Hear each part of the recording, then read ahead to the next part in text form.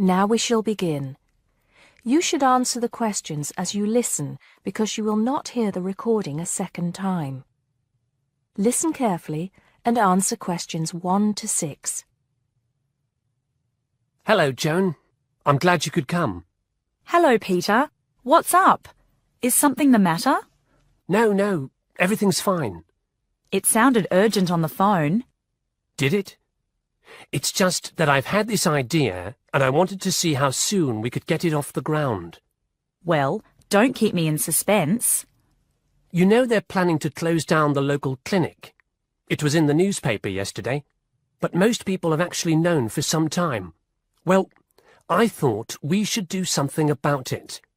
What did you have in mind? I thought we could organise a charity event and donate the money to the clinic. I know it doesn't sound like much, but it will show the local council how we feel and that we mean business. That'll take quite a lot of organising. Why don't we just hold a protest outside the town hall? A protest would take just as much organisation as an event like this. Besides, I think fewer people would turn up. A village fair, or something like that, would attract more people and get money for the clinic. People are more generous when they're enjoying themselves. OK then, it sounds good to me. How do we start? First, we put our heads together and come up with a list of people who'll be willing to help and people who can provide us with some of the things we need. For example, we might need a caterer to provide refreshments, a rock band for entertainment, tents and so on. Then, we do a lot of telephoning around and try to get everybody together at the same time in the same place. Sounds like a lot of work to me. But that's only the beginning. First things first, though. Let's decide now on who to get to the initial meeting and where and when to hold it. Fine. Well, the village hall would be the best place to have the meeting. It's not as big as the youth club, but it's warmer. There'll be no problem getting permission to use it, but I suppose it depends on how many people we invite. We don't want too many, otherwise the meeting will go on too long and nothing will get decided. But the village hall is a good idea. It's more official than having it in someone's living room. How many? 6 or 8 people to start with? 10 at the most? OK, now we have to decide on a suitable day and time. Suitable to everybody, I mean. A Saturday or Sunday would seem to be the best choice because people aren't at work on those days. But they may not like the idea of giving up a part of their weekend for a meeting. Unless we persuade them it's for a good cause, or that it's to their advantage, and that it'll all be a lot of fun. We'll provide refreshments, of course. What if some don't want to give up their weekend? Then we'll give them an alternative. Say, one evening in the week after everybody's finished work. We'll see which is the most acceptable to them. Then book the hall. I can do the refreshments for the meeting. I'll get Darren and Maggie to help me. I'm sure they'll be more than willing.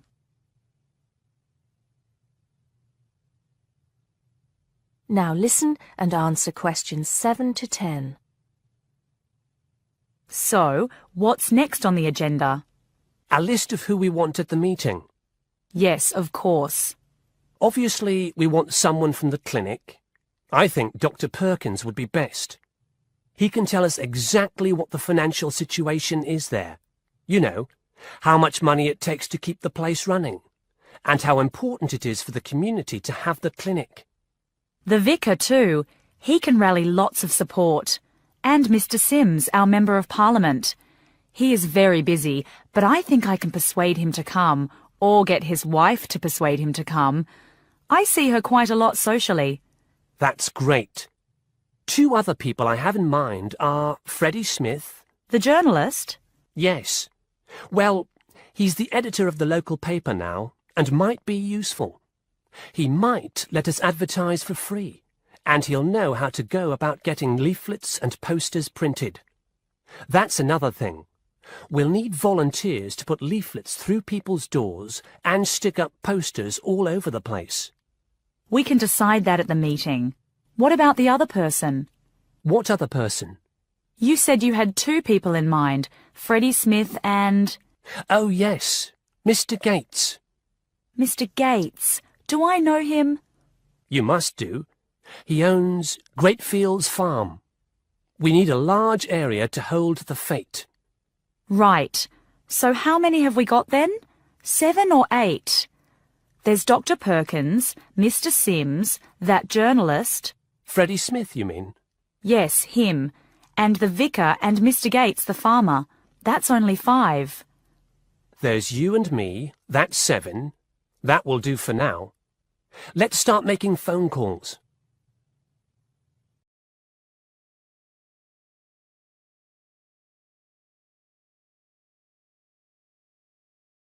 Now, listen carefully and answer questions 11 to 17. Hello, and thanks everyone for coming here today. I know it's always a bit stressful going for a job interview, but it's best to be prepared. For any of you who may not know me, my name is Fiona Ogilvie, and my job is to offer guidance and support for students with special needs. Now, you wouldn't be here today if you weren't interested in finding a job in the holidays. So let's get down to it and see what things you need to be looking out for. Most of you, I hope, will be applying for jobs with the companies that have been recommended by the university. The reason for this is that we here at the university already know these companies and have established good working relationships with them. I've also been to visit all of them and checked out the facilities they have to offer. You really need to make informed choices when you're looking for a job and make sure you know before you even get to the interview stage that your needs will be met. But I know that some of you are applying for jobs independently and have looked at companies outside the university recommended list. So for you, it's best to plan ahead and be aware of what it is you may need while you're working. Things that you need to check when you go for an interview are there enough toilet facilities and are these easily accessible? Also, you want to check that all the public areas inside the building are barrier-free, so you can get direct access to these public spaces whenever you need to. And ask about ramps into the building, so you know how many there are and where they are located. These kinds of things are so much more difficult to sort out when you've started work, as they take time. But ramps are an absolute must, so please make sure you know where they are. Another thing you must make sure of is that the lifts have the correct lowered control panels.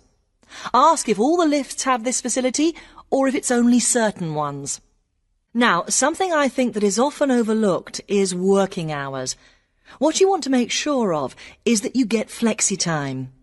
This basically means that your working hours are flexible and you can clock on and clock off in times that suit you. Within reason, of course. Most companies do recognise that it takes much longer for someone in a wheelchair to get on and off buses and trains. Public transport can take that much longer, so you need to be organised and prepared. And for those of you lucky enough to own a car, check how many disability parking spaces are available. Remember that it's your right to have a disabled parking space. These also need to be near enough to a wheelchair accessible entrance or ramp. OK, are there any questions before we move on?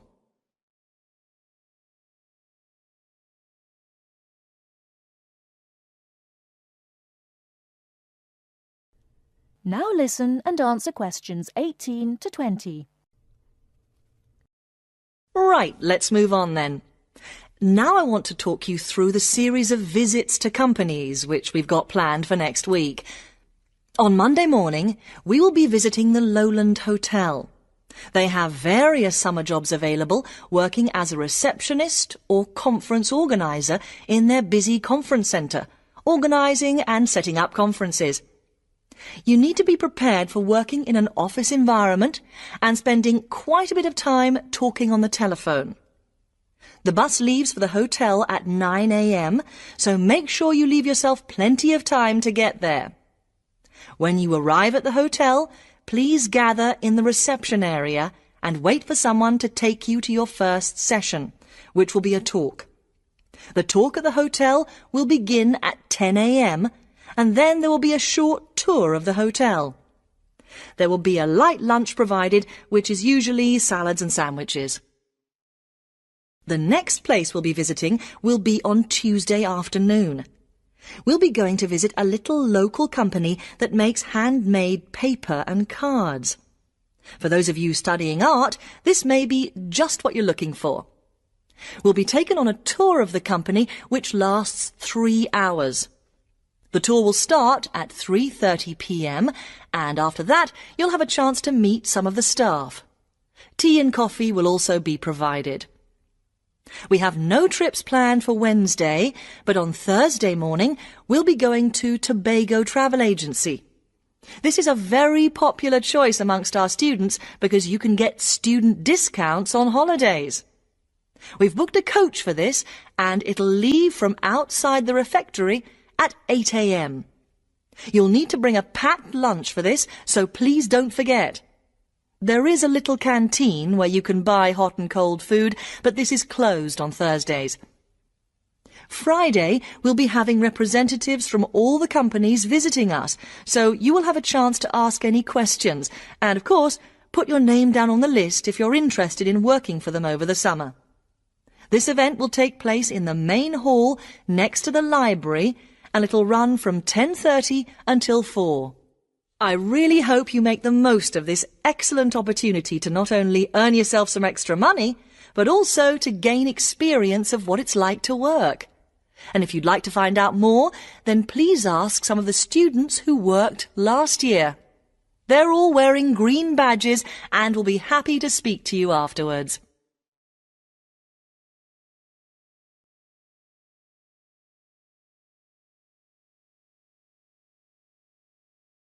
Now listen carefully and answer questions 21 to 26.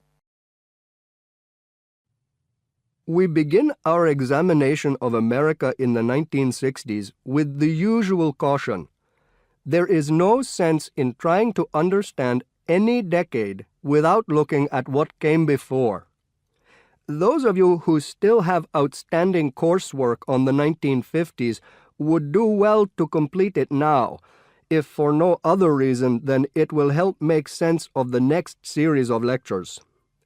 But we must press on, and I'd like to begin my talk about the 60s with a reference to one of those things that came before, the post-war baby boom. With the end of the Second World War in 1945, there began in the USA an era of perceived prosperity and security. In short, people started to feel that the world was a much better and safer place to bring up children. So, at the start of the 60s, all those children born in the baby boom, 70 million in the US alone, were teenagers. As the 60s progressed, and as this large number of people approached adulthood, there was a noticeable shift in the balance of power, and young people began to have a voice in ways that were not considered possible in the more conservative atmosphere of the preceding decade. Things were moving forward at a rapid pace. The literature of the time brought out all the taboos. Everything was covered, such as race in, for example, the book To Kill a Mockingbird. The role of women changed, and equality for women, well, let's just say that once certain books were published, women were no longer going to be satisfied with their roles as devoted wives and mothers. Through literature alone, the whole fabric of society was challenged, and by the end of the 60s, things would never again be as they had pretty much been for the preceding 40 years. It was a decade of protest, civil rights protests, feminism, the rights of minorities, the Vietnam War. All these causes led to peaceful and not so peaceful protests on college campuses and elsewhere. People had been given freedom of speech and they were going to use it. The crime rate rose to 9 times what it was in the 50s, as respect for the old order faded away. But it was also a time of great development. In medicine, the 60s saw the first heart transplant. In technology and the space race, where we saw the first American in orbit and lasers being invented at the start of the decade, and the first man on the moon, and the first primitive internet at the end.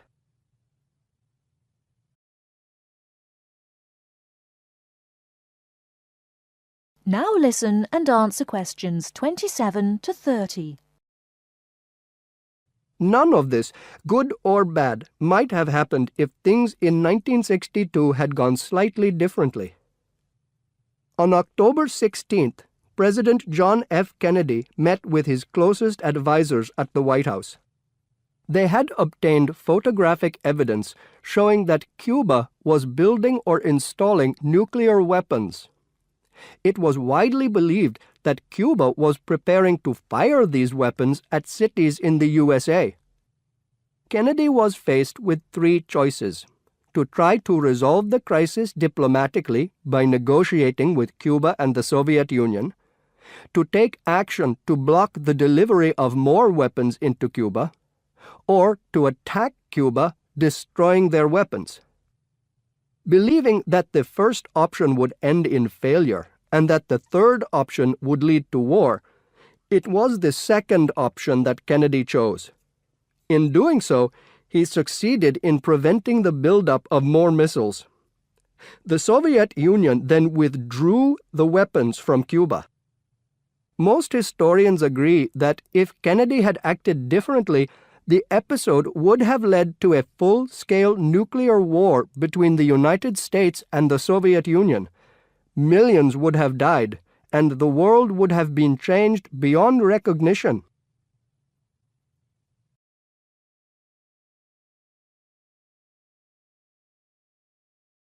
Now listen carefully and answer questions 31 to 40. Well, it's the beginning of the digital age, and technology is all set to completely revolutionise the way we watch TV, videos and DVDs and play computer games at home. Here to tell us more about how we will be spending our leisure time at home in future is Anna Zabel. Hello. Yes, there will be huge changes in the way we use television, radio and new media in future. By this I mean we will be able to do what we want, where we want and when we want. The result is that our homes will increasingly become home theatres, and all our entertainment at home will be available at the touch of a button. Now, most home entertainment these days is delivered over wires, but this is changing thanks to high-speed broadband. Downloading will become easier, and studios will eventually release movies, songs and video games directly to the consumer. So, for example, instead of a film opening on the big screen and eventually appearing on television, video and the internet, it can appear in all formats at once. This means that we will have more choice and control over the media we use. So, how will we use this media in our homes in future? There will be big changes in how we watch video and television. Several research groups and companies are trying to add depth to TV and other video displays in the form of a third dimension. So television and video screens will have depth. What do you mean by depth exactly? Do you mean 3D, like a hologram? That's right. When we say that a hologram has 3 dimensions, it means that we can see not only up and down and left and right, but forwards and backwards too.